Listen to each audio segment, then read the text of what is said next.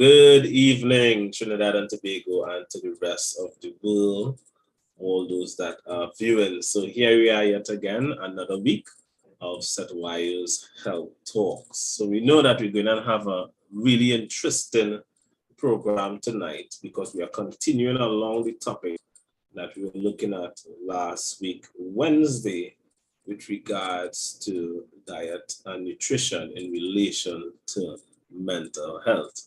And the things that we were looking at were quite interesting, all right? And we saw some stuff there that a lot of people didn't have any clue on, and we are going to continue to dive into those things. And we will be looking at articles and interesting medical reports from studies done, data, actual credible information from credible sources with regards to health and nutrition, because the reality is we need to take control of our health. We have been trying the same thing over and over and over. And of course, if you're getting the same results, we know that that's not good because we class that as insanity, trying the same thing over and over and over and expecting different results. That is what we would call insanity. So we want to get out of that insane mindset with regards to our health and nutrition.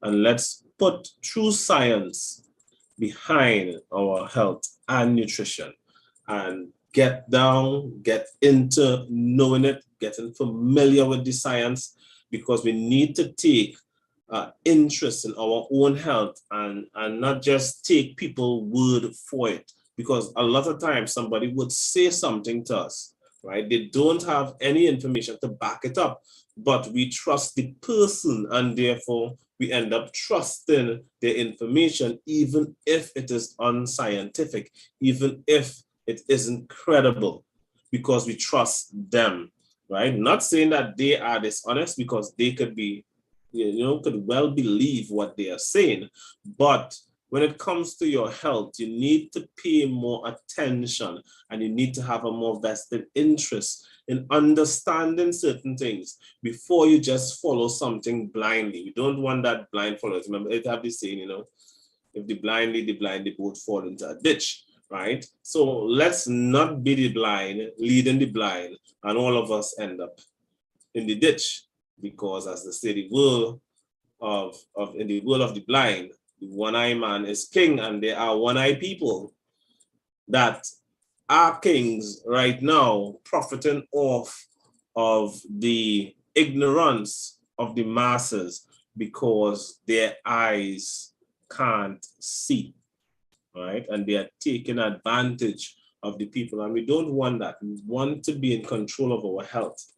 We want to know what we are supposed to be consuming. We want to know what it is to be truly healthy, all right? So what I always tell people is, when it comes to health, the people that challenge me, I always tell anybody, medical field, doctors, nutritionists, dietitians, everybody, be healthier than me first before you challenge what I'm saying. But I know they can't challenge what I'm saying because it comes from sound, credible sources. I haven't met anyone that has been able to challenge what I'm saying. So we would go and recap a little bit of what we looked at last week, right? And from that recap, we would continue, and we would get a good grasp of the information and edify each other a little bit, all right? So just to let you all know, again, I'm Chetwayo, on board of Chetwayo's Fitness Enterprise. I'm a holistic health and fitness coach, all right? So I help coach people with their nutrition. I do not believe in the use of medicating. Therefore, I don't use any drugs or supplementation or even herbal extracts to reverse ailments and diseases with my clientele, all right? I just treat them as in which we're supposed to treat people with regards to healing, by changing their food, their nutrition, because your food is supposed to be your medicine, not these extracts that they would take from this here and that here, and chemicals and concoctions that they would put together. So I help people make these not just nutritional changes, but also lifestyle changes, because I am also an expert in exercise as well. And one of my areas of specialty, apart from personal training, is also aquatic exercise, where I train people in the aquatic or water environment. All right, so many people may not be familiar with that, but it is the best environment for one to work out and exercise in. All right, so having said that, I am going to share my screen with you. So hold on as I get the screen sharing enabled so that we can dive into where we stopped off last week and get to the real meat of the information here and be edified and educated, because knowledge is power. All right. So as you can see here, this is where we looked at the vegan brain, plant-based diets, micronutrients, and mental health. Last week we looked through here and we read through all of these. We look at vitamin A, that it isn't found in plant is not a good source of vitamin A. It's it doesn't have vitamin A, and it has a form that it's 12 to 24 times more difficult for the body to convert into retinol.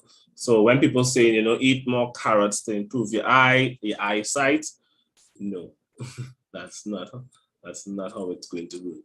Getting more things like eggs and so forth, more animal-based foods, and then you would get in better sources, more bioavailable sources of vitamin A. We looked at the vitamin D3, we talked about with sunlight and the importance of that, and we saw that the human, plant-based foods have vitamin D2, which isn't as effective, and it doesn't last long in the bloodstream and hard to store in our body fat. So that's also problematic, all right? And we looked at K2 when it comes to calcium and so forth with the body, all right? That you only get K2 from animal-based foods and not from plant-based foods. Plant-based foods, you get K1, all right? So these are things that a lot of people don't know, and that's where we stop. So where we are going to continue from is in the lines with vitamin B12, cobalamin, right? So I'll read here. Without this essential vitamin, the body cannot synthesize DNA, RNA, red blood cells, nor myelin, the substance that wraps around and insulates our brain circuitry. All right. So just from that first line alone, we know that vitamin B12 is of extreme importance when it comes to our DNA and our mental ability and capacity, our brain health. All right. In fact, it is known that B12 deficiency can be the cause for conditions like dementia, which is the umbrella term that also houses mental health conditions like Alzheimer's. All right. So dementia and vitamin B12 deficiencies goes hand in hand. And these are things that most people aren't aware of. So I'll continue in the second line. It says, not surprisingly, B12 deficiency causes a whole host of serious psychiatric problems, including depression, psychosis, memory problems, mania, and changes in behavior or personality. Vegan diets contain virtually no vitamin B12, and severe prolonged B12 deficiency is fatal. Most vegans and vegetarians are aware of this danger and either take supplements or consume fortified yeast. Unfortified yeast doesn't naturally contain any vitamin B12.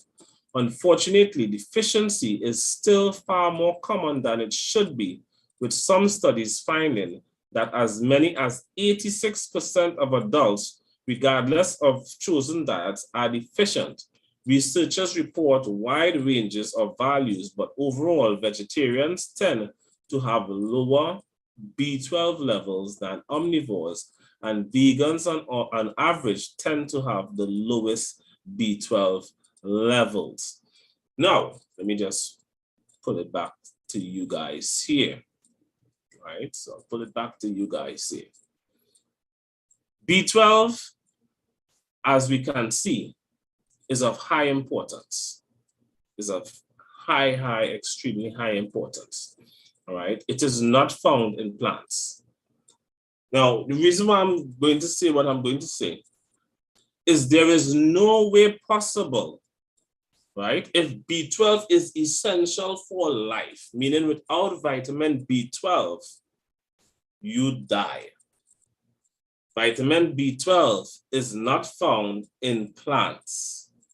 No plant-based food have it. It means to say that humans cannot possibly be herbivores, right?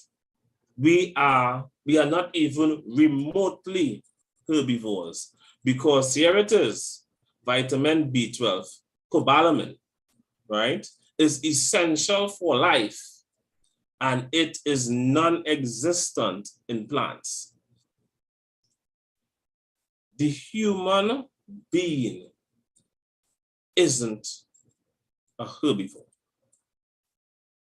Now, what is going to shock people is when I also say the human being also isn't an omnivore. We are not omnivores. We have never been omnivores. We may never be omnivores. We have always been carnivores. Now, that might be sounding shocking to many people, right? But when you look at the human digestive system, and in future episodes, we would go into the human digestive system, into the GI tract, right? And we would look at that and you would understand that we are not omnivores, and therefore we can't even remotely be carnivores.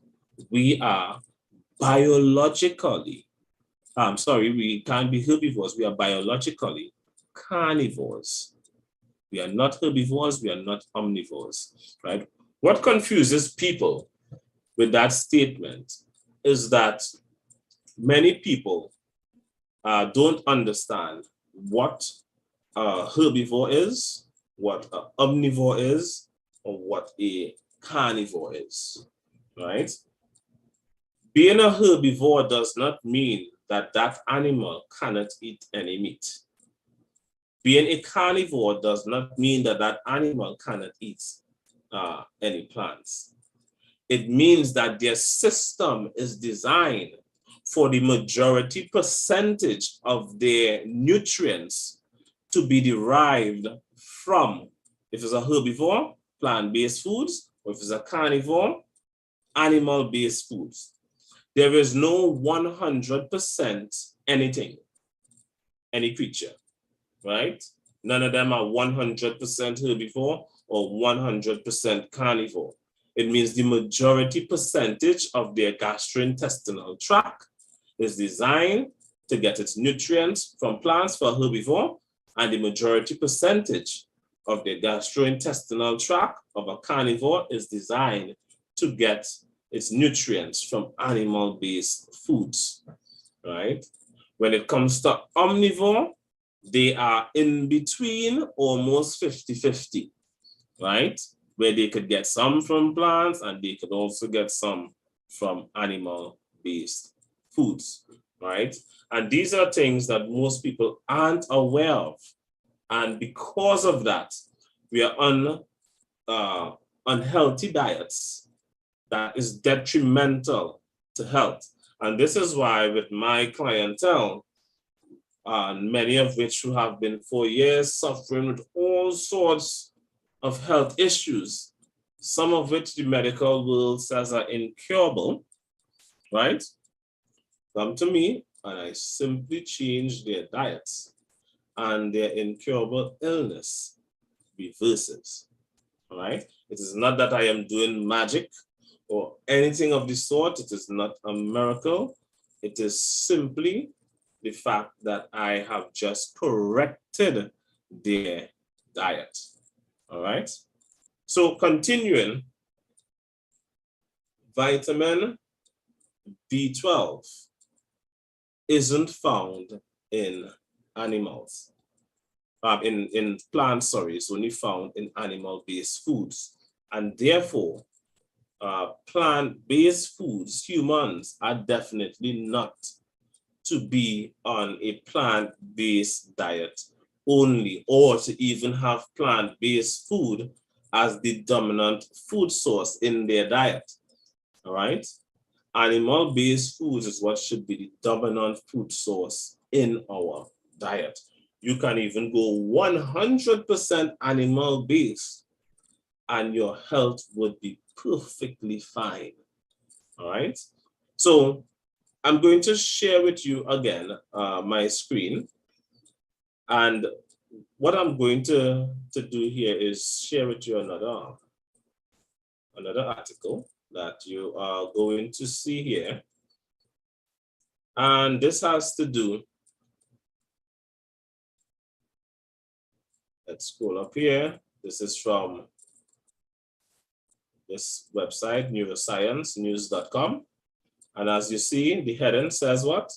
B12 deficiency harms young children's development, and the food relief we provide isn't good enough. All right, so this is the summary. Study reveals vitamin B12 deficiency doesn't just lead to anemia in children, it also hinders brain development and motor function. Pay attention to the date of this article, May 3rd, 2022. So this is recent stuff. This is not an old article or outdated or what anybody, some people might want to make an excuse for it. So let's continue. All right, so the source is from University of Copenhagen.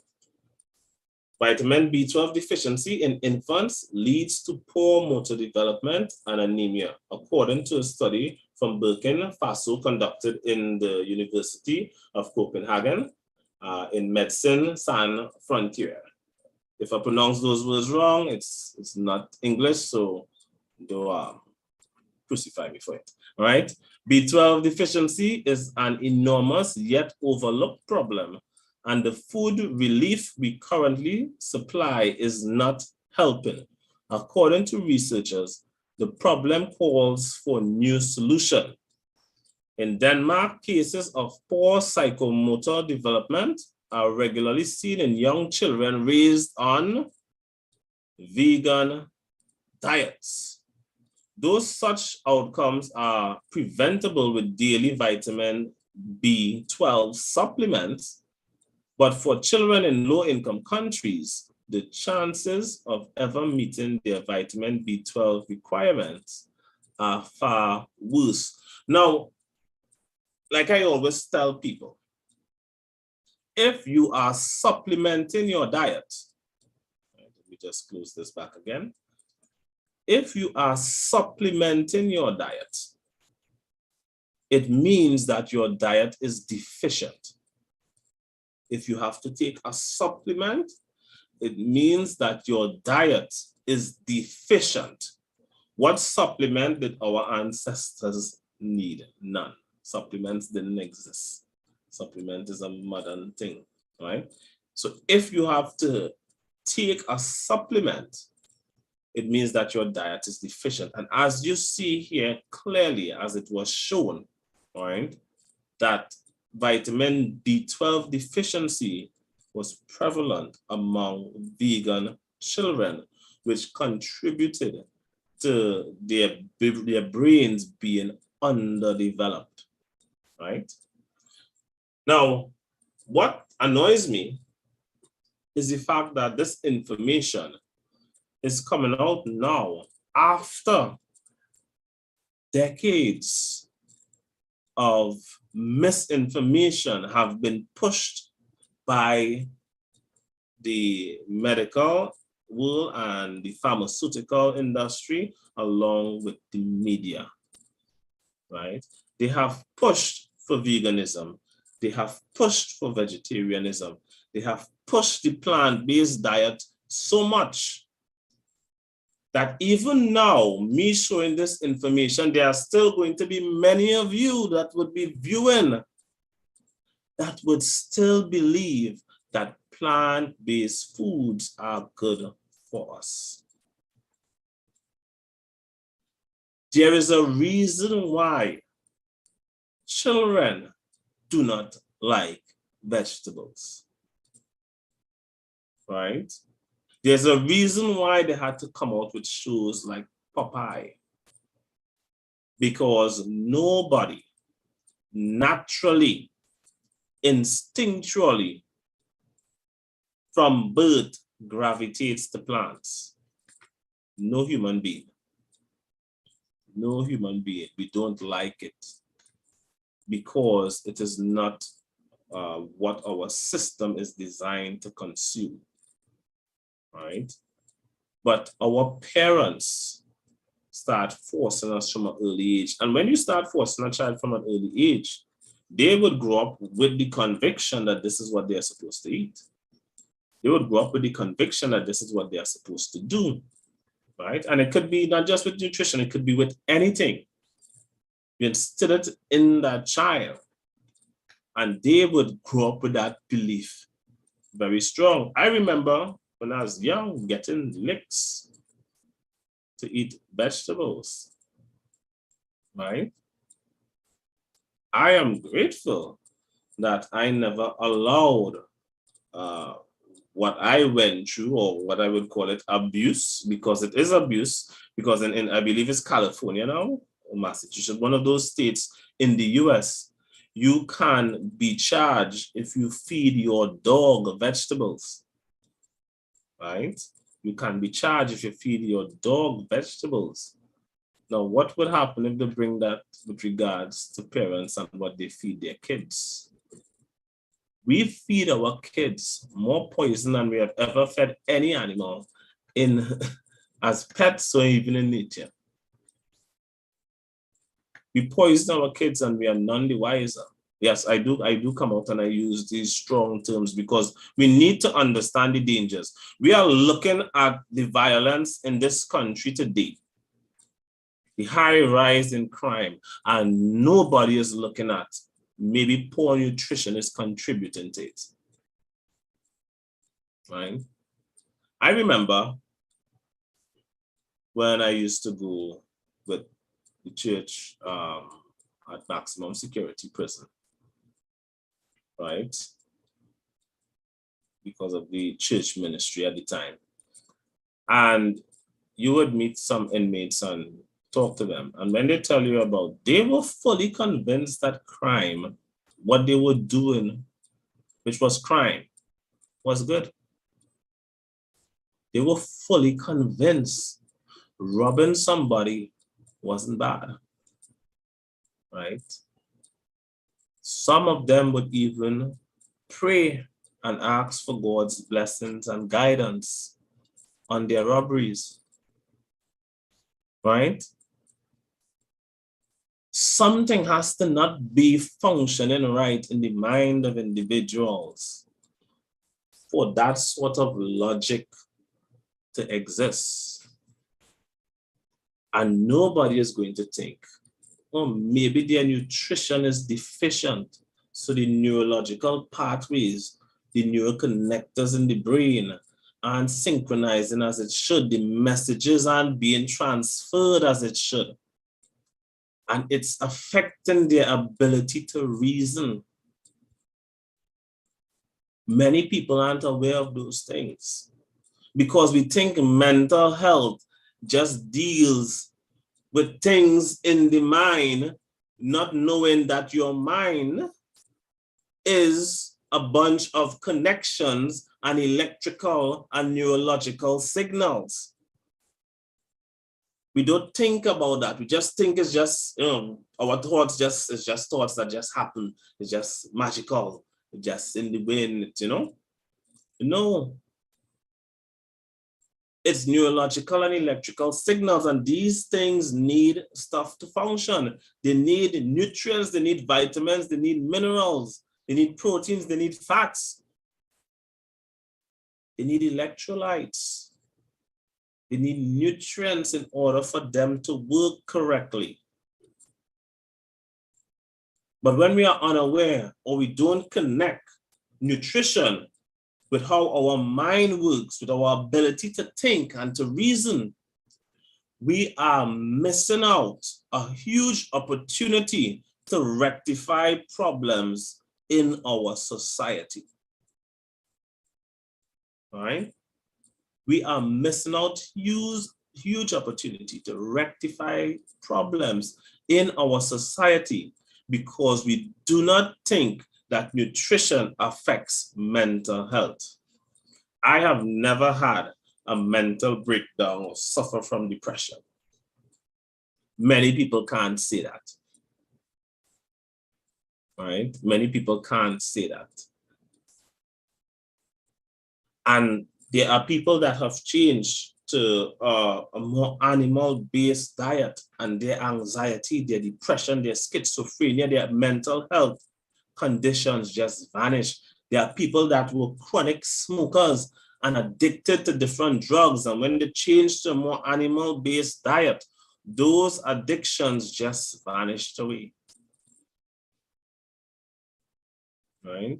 Those addictions just vanished away.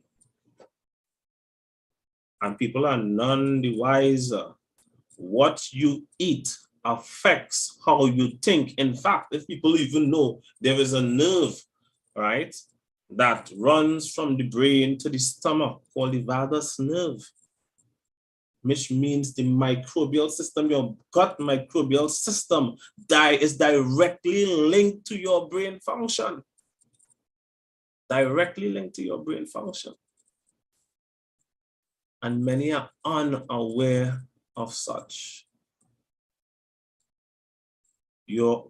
Something as simple as serotonin, which affects and is one of the main purpose is that it regulates your mood, right?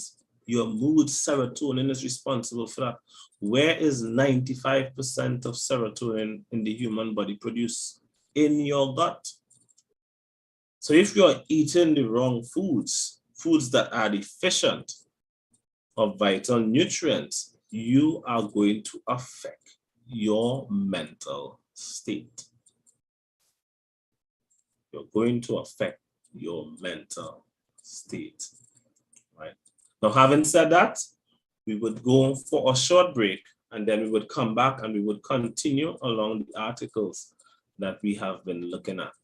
All right, and we will try to see what else we see and what else we learn with regards to nutrition. All right, so stay tuned. I'll be right back.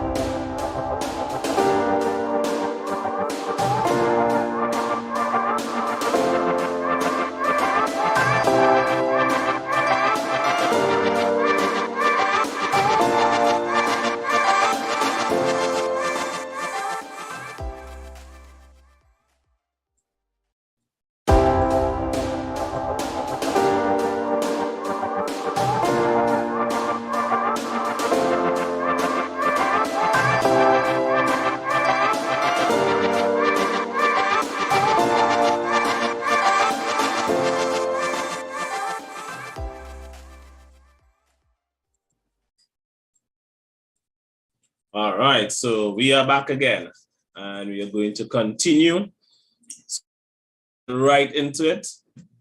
We are going back. I'm going to share my screen again and we are going back to psychology today. All right, so we see what happens with regards to vitamin B12 deficiency, right? We also looked at a little bit of the article on B12 deficiency in Denmark here, all right? What this article also went on to talk about is that even when they supplemented the children, they were still deficient, right? What that says is that even supplement isn't as bioavailable as they believed it should have been, right? So this is why they say short-term food relief does not fill up B12 stores. And there is no shortcut. That's what it basically is saying. There is no shortcut, right? You can't cheat nature. You can't cheat nature. And the problem I have with the mainstream world is that, they're looking for new solutions, and the new solution should simply be cut the plant-based food and go back on animal-based food. That's what the solution should be. But they still want to hold on to an idea and a concept that a lot of people are holding on to. Because cognitive dissonance is a true thing, Cognitive dissonance. When the brain is naturally designed to always want to be right. So even in the presence of being wrong, when the information is too overwhelming, it's too truthful, it's too factual, the brain still wants to be right, so it would just ignore the information. But look at society. B12 deficiency is linked to improper brain development. And over the past, 20 years or so, dementia deaths have increased by 145%. So how long are we going to stay ignorant for? How long are we going to allow arrogance to hold us back from making the changes that we need to make with our health, with our diets, with our nutrition? How long are we going to listen to wrongful information? How much of you all, when you go by your doctor is just as sick as you? We need to stop taking health advice from sick people. That's something we need to do. We need to stop taking health advice from sick people, all right? When we could change from that, then we would get ourselves into a better place. So let's continue. Let's continue with the other B vitamins. Vitamin B1, thiamine.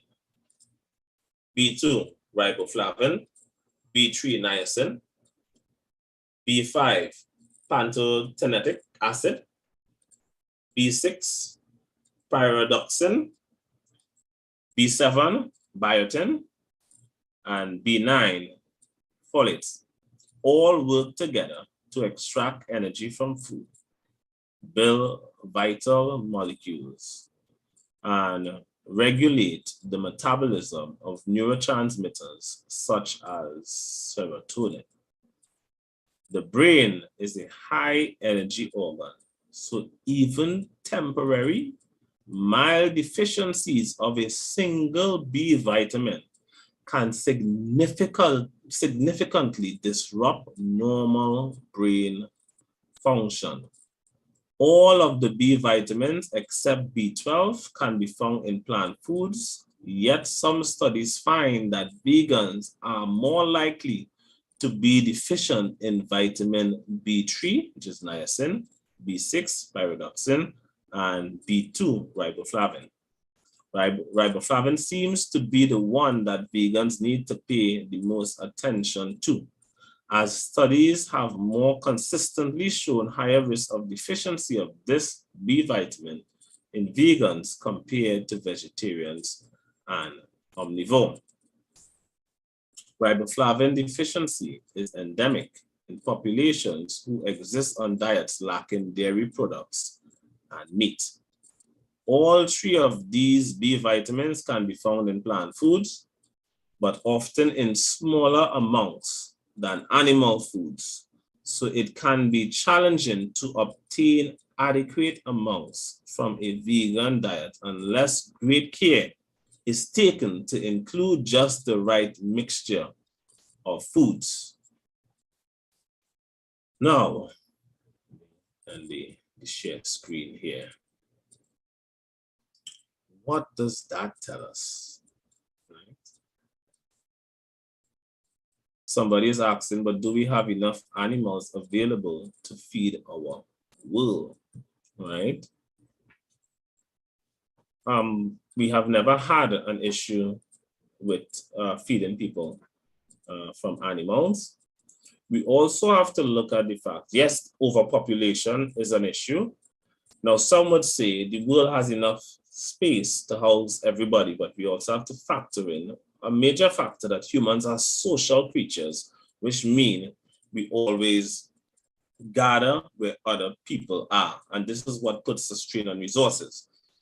Now, another thing we need to look at, there were studies that were done in what was the 1940s and 50s called mouse utopia, where what they did was they took mice, a guy, he got an enclosure in nature and closed it off and had mice living.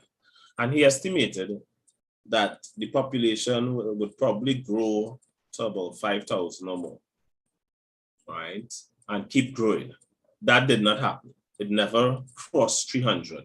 Reason being, if it kept growing, because they were living off of what the land provided, the rats, the nature naturally has something in place to keep populations from expanding beyond what nature can provide, from expanding beyond their resources.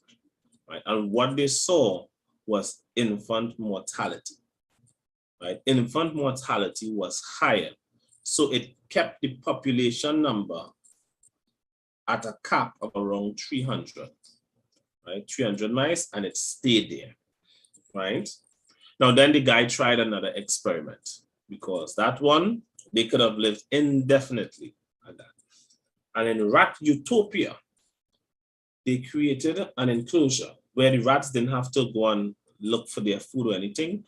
Food, everything was provided, right? So they built it just like our modern cities. And the population kept growing and growing. I would recommend that you all look up for Rat Utopia on YouTube and see the explanation. I believe I read up on it. And it describes what happened with those rats back then. It describes exactly what is happening with the world today. We have gotten so dependent on the system that mankind always used to be hunter-gatherers and stuff. Every individual of our ancestors were all capable of securing food. Today, we are not, right? We have gotten so dependent on the system.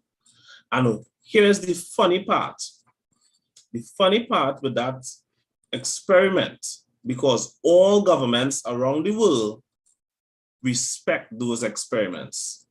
All governments, whether they want to admit it or not, those studies are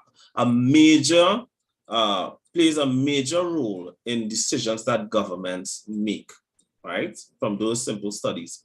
All the deviant behavior, homosexuality, and all those stuff started happening among the rats. Exactly what is happening today started happening among the rats. So this is why I say if you look for Rat Utopia, that is going to blow your mind, right? It is going to blow your mind. When you take out the natural order and put in an artificial one, everything gets corrupted. And the population, the rat population, kept growing and growing and growing until that was it. All resources was over and it ended. Now you might think a population will start declining before it ends. No. It grew very high and then that was it, right? That example is now becoming a reality in humanity today. Right? So your question is if there's enough animals available to feed our world. If all humans turn to hunter-gatherers, no, it wouldn't have enough. Right? It wouldn't have enough. But not all humans today are capable. Right? Something I'm going to say here and it's going to sound bad. But anyway, it's even in the Bible as well. When the Bible talk about effeminate men. right? We look at today and we're seeing there is a huge push to feminize men, right? Plenty of people don't like to talk about it, but look around and we are seeing that. And one of the ways to do it is because from 1960 to today, red meat consumption has decreased by 30 to 40% from 1960 to today. You know what else has decreased by 30 to 40% from 1960 to today? Male testosterone levels. Is that a coincidence or is it a correlation? That as we reduce red meat consumption, because they're telling you red meat is bad, and this time red meat is excellent for the body, they're telling you red meat is bad, so a lot of people stop consuming red meat, right? A lot of people stop consuming red meat. And all of a sudden, with the decrease of red meat consumption, we now have equally the decrease of male testosterone levels. I don't find that to be a coincidence. So we have the emasculating of men, right? And you know, as you said that, because I see a comment, the person is saying rats do not think as humans, and this might sound bad, eh? But when you think of how humans think today, we class ourselves as most intelligent creatures. When I look at how we eat and how we operate, and I look at animals in nature are more instinctual. They operate mostly by instinct. And because of that, they are more in tune with nature. We are out of tune with nature. This is why human beings are hands down the sickest creatures in existence. There is nothing more sickly than humans. So I do agree, rats do not think as humans. But that does not mean that us humans are thinking better than the rats, right? So, and that's a good question. So someone asks, why do we always do tests and experiments with rats? And this is why nutritional studies are flawed, right? This is why most nutritional studies are epidemiological studies where they do testing in petri dish, right? And most of the testing are not done in vivo. In vivo meaning live human subjects or live living subjects. It's done in vitro, which is on a petri dish, where they might take some human cells, put it on the petri dish, and then they'll expose it to some chemicals, let's say vitamin C, and then say, oh, look at the effects that is having on the vitamin C. This is what vitamin C does to your cells. When in reality, your cells would never get such a concentrated exposure of vitamin C ever, right? So those studies are flawed, right? It's flawed studies, right? So when they tell you this good, that good, this go plant-based, do this, do that, right? They say based on studies, fine. Nutritionals, unless those studies were done with twins in an isolated environment where it is completely, every factor is completely controlled. You could control the temperature, you could control what they're eating, the activities that they're doing, and then you can compare the effects that this nutrition or that nutrition is having on those twins. Those are the only accurate studies, and no studies like that have ever gotten approval because it is classed as unethical. All right. So what I do is simply look at, right? I like to look at what our ancestors did. Our ancestors were apex predators, right? What do apex predators hunt? Meat. Nobody hunts a plant, right? And we have always been like that. Always been like that. But here it is today. We are being told, oh, we're not supposed to kill animals. We're supposed to eat the plants, right?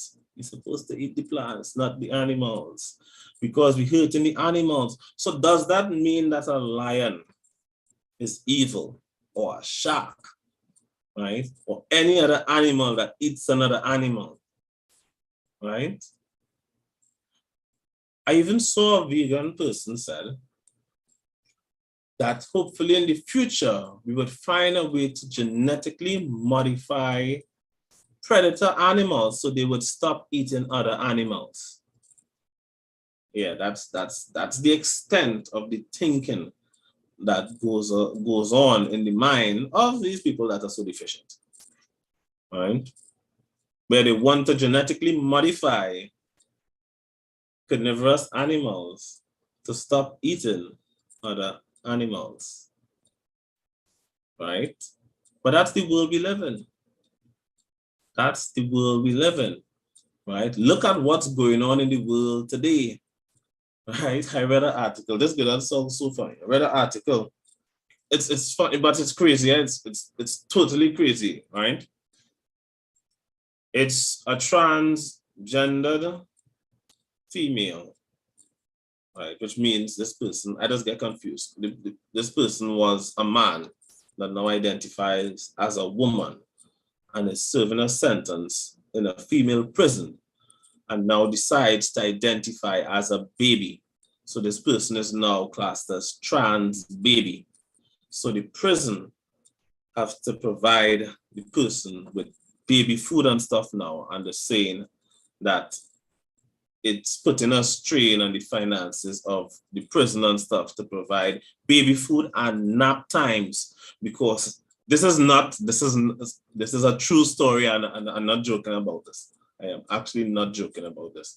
This is true, right? So the person has to get the nap time, and they have to put a doll in the person's cell, right, and not another inmate.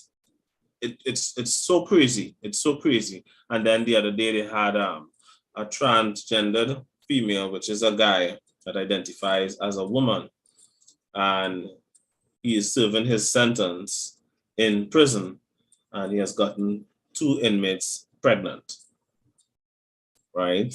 And then it has another guy who's 56, who also identifies as a woman, and he has assaulted at least 45 female inmates in the prison, sexually assaulted at least 45 female inmates in the prison, right? So, I mean, this is the world that we live in. You don't have to be on no hormones or anything like that. Once you just say that you identify, I don't know if you all know about it, but it now have trans-able people. I don't know if you heard about that. It's people that are healthy, but they identify as being disabled. So they might have their arm in a sling because they identify as having a broken arm, or they might have an eye patch because they identify as having one eye, right? They can see in both. It's so crazy. This is real thing. You know? This is the world we are living in today, right? So now it have it have a swimmer who is mashing up all the records among the females in the US, because he's a trans woman, and he is shattering records. I mean, if you see the leads and stuff, shattering some record, I think he shattered by 30-something seconds, right? So it's ridiculous. It's ridiculous, right? Because in reality, he's a man, but he identifies as a female. So he was 100 and something among men when he used to compete with men, and now he's #1 among females, right? But we need to understand nature, and the more we get back to nature, the higher the likelihood of us saving the the nation, saving our reality, because this world is going further and further away, and people aren't understanding. If you are consuming the wrong foods, these things would happen because the brain is nutritionally deficient. If it's nutritionally deficient, it is not going to pass on or connect information, connect the neurological signals, transfer the electrical signals and impulses as they should. And all sorts of deviant behaviors are going to arise, right? And we are thinking that these things aren't true, aren't real. It is real. I was reading up on same psychology today, and it was a young girl, right? And during her school time, she was classed as a delinquent. It's only when her parent took her for tests, they realized that it's not that she was deliberately delinquent, right, and problematic. It was because she had nutritional deficiencies. And when they adjusted her diet, her delinquency went. We are looking at children in school always fighting, and it has so much of gang violence and gun violence and stuff like that in society today. And we are not seeing the link between that and their nutrition. And the longer we take before we see that connection is the worse society is going to get. Because we're going to keep saying, oh, it's just, it's parents, right? But based on the latest studies and latest neuroscience with regards to parenting, parents don't have the largest influence on a child. Society does, right? Especially today with social media and all these things, especially today, right? So we have nutritional deficiencies, and then we have the heavy impact of social media influence, right? So that's a recipe there for serious disaster. In fact, my generation, which is, we call my generation, it's millennials, right? My generation of millennials, due to social media, has had, I believe it's 70 or 80% increase in anxiety, depression, and suicidal tendencies. 70 to 80% increase, right? Among my generation.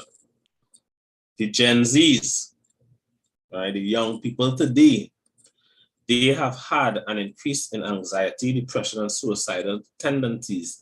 I believe it's upwards of 485% increase, right? Social media.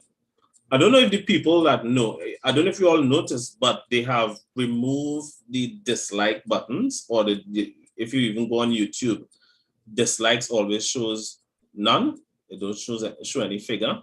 And they have done that because of when they investigated stuff and Senate hearings and stuff with Facebook, they realized that Facebook had studies long time showing the problems that those things cause. In fact, I watched a documentary called The Social Dilemma. You have to check that out. It's on Netflix, all right? And the person for those social media platforms that invented the like button doesn't have his children. His children don't have any accounts or smartphones, right? That interesting, huh? The people that created these things don't allow their children to use it, right? So we have the huge pressure from social media, which is full of, I like to say, fakery in the bakery, right? There's a lot of fakery on social media, right? A lot of people editing the photos and whatnot, showing this is how, so it's causing a lot of body dysmorphia taking place. And then if people even know about how much surgeries, and there are people doing surgeries and how the body was before the surgery, they didn't even need it. They didn't even, but they're doing it because they want to fix something, right? Because, the world of the internet make you believe that, you could be perfect, all right?